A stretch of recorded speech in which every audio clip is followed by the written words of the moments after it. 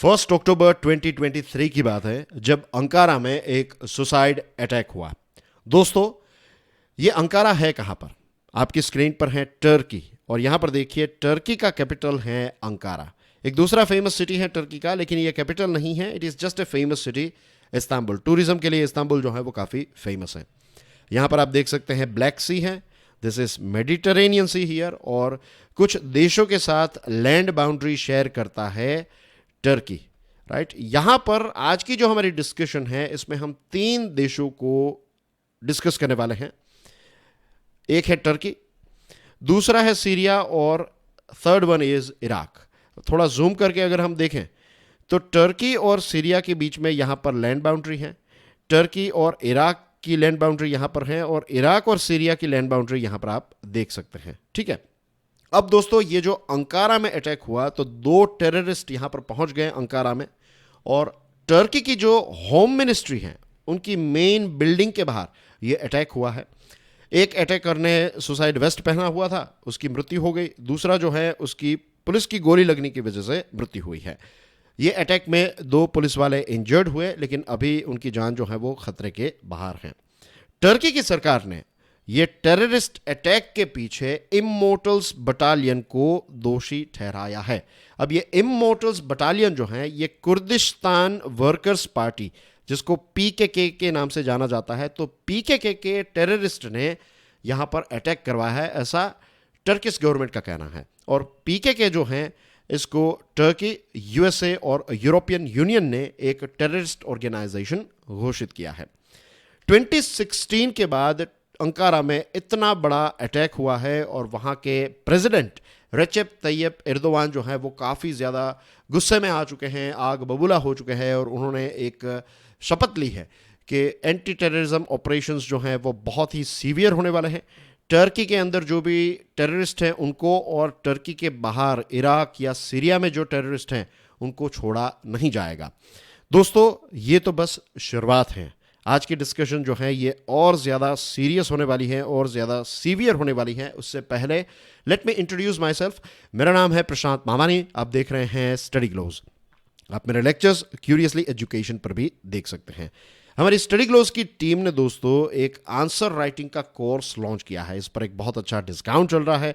Answer writing is a skill, right, और mains examination में अपनी नॉलेज को डेमोन्स्ट्रेट करने का एक ही रास्ता है, दैट इज आंसर राइटिंग। तो आज से ही इस स्किल पर तैयारी स्टार्ट कर दीजिए, लाइव सेशंस अटेंड करना स्टार्ट कर दीजिए, and make the most out of this discount that is available on this particular course. तो जैसे हमने बताया कि टर्की में एक अटैक हुआ, और उसके बाद टर्की ने इराक और सीरिया में एयर स्ट्राइक्स करना स्टार्ट कर दिया, और इनके टारगेट में हैं कुर्दिश मिलिटेंट्स, राइट।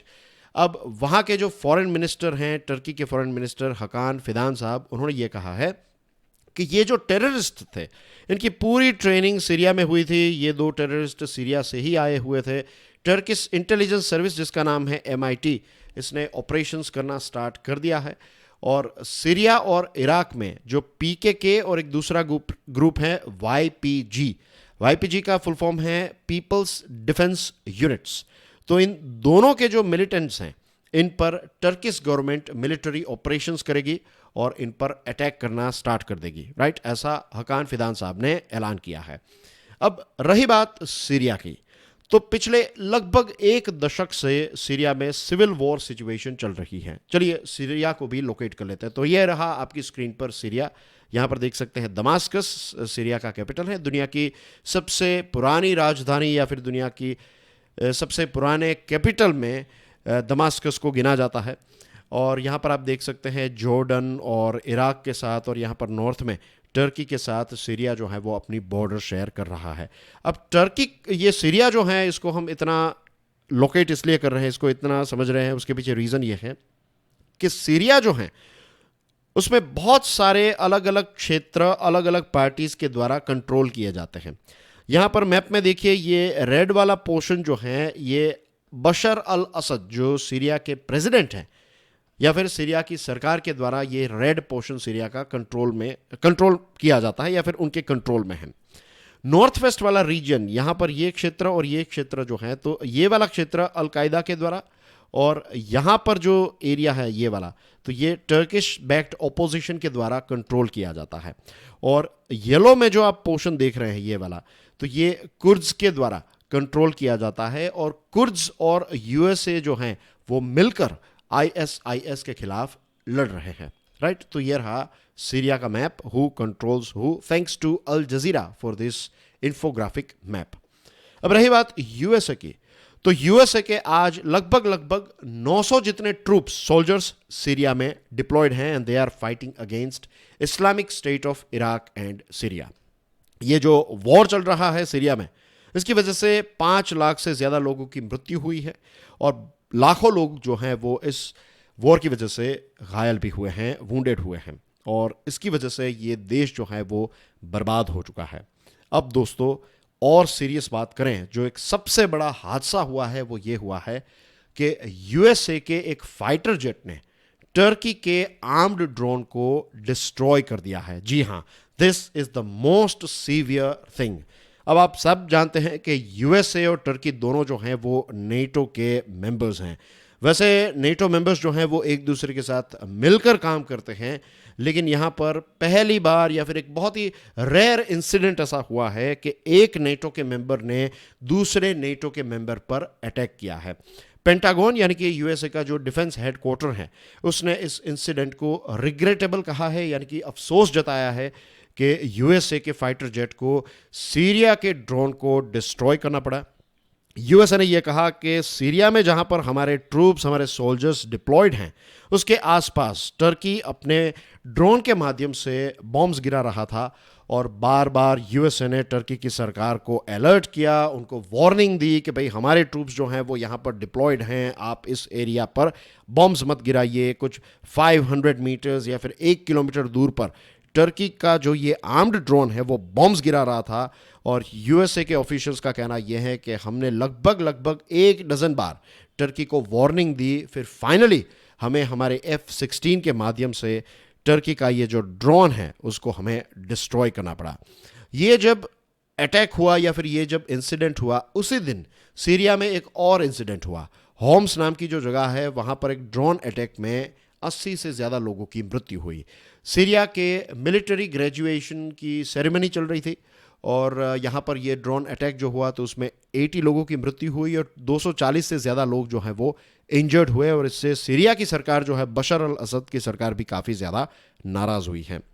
अब यूएसए और टर्की नेटो के मेंबर्स हैं, एक दूसरे के साथ कोऑर्डिनेट करते हैं, बहुत ही क्लोज मिलिट्री कॉन्टैक्ट्स हैं इनके, लेकिन इस इंसिडेंट के बाद दोनों देशों के बीच में दूरियां जो हैं वो और ज़्यादा बढ़ेगी और इसमें सबसे ज़्यादा अगर खुश कोई देश होगा तो that will be of course Russia.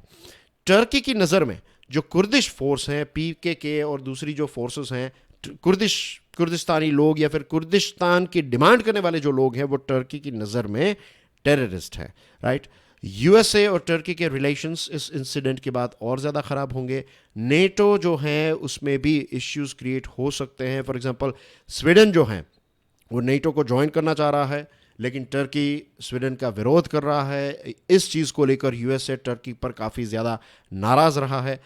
इसी के साथ साथ टर्की जो है वो एक लंबे समय से यूएसए को कह रहा है कि हमारे पास जो F-16 हैं उनको हमें अपग्रेड करना है, हमें नए F-16 चाहिए, लेकिन यूएसए जो है वो ये नए F-16 को अप्रूव नहीं दे रहा है।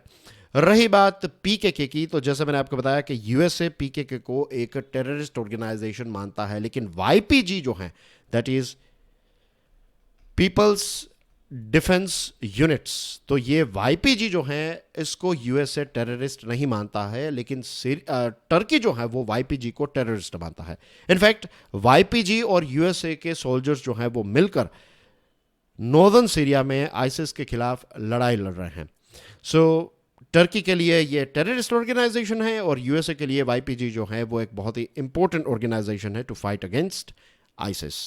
एर्दोगान साहब ने 2016 में जो टर्की में कू हुआ था उसके पीछे ब्लेम यूएसए पर डाला था। ये कहा था कि यूएसए ही ये सारी चीज़ें जो हैं वो हमारे देश में करवा रहा है। तो उस समय पर भी यूएसए और टर्की के रिलेशंस काफ़ी ज़्यादा ख़राब हुए थे और उस समय पर यूएसए ने ये जो क्लेम है उसको रिजेक्ट किया था।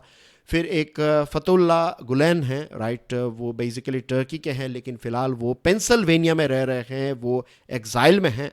और टर्की ये कह रहा है कि टर्की की सरकार, जो एर्दोगान साहब की सरकार है, वो ये कह रही है कि आप मिस्टर गुलेन को हमारे हवाले कर दीजिए।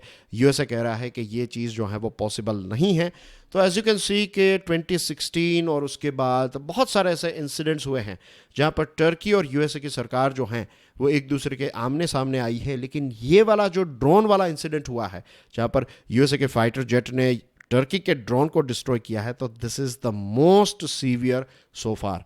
अब हमें वेट एंड वॉच करना पड़ेगा और देखना पड़ेगा कि अब रिलेशन जो है वो किस दिशा में आगे जा रहे हैं। क्या यूएसए और टर्की के रिलेशंस हमेशा हमेशा के लिए ख़राब हो जाएंगे? We don't know yet. लेकिन ये इंसिडेंट के साथ जुड़ी हुई ये लेटेस्ट अपडेट्स थी। आई होप आज के इस डिस्कशन से सीरिया और इसके आसपास के रीजन में जो जियोपॉलिटिकल टग ऑफ वॉर चल रहा है उसके बारे में आपको एक इन डेप्थ खबर मिली होगी, एक इन डेप्थ नॉलेज मिली होगी। This is Prashant Mawani, I am signing off for now. Thank you very much for your love and support, and make the most out of this answer writing course and the discount that is available on this course. God bless you all. Jai Hind.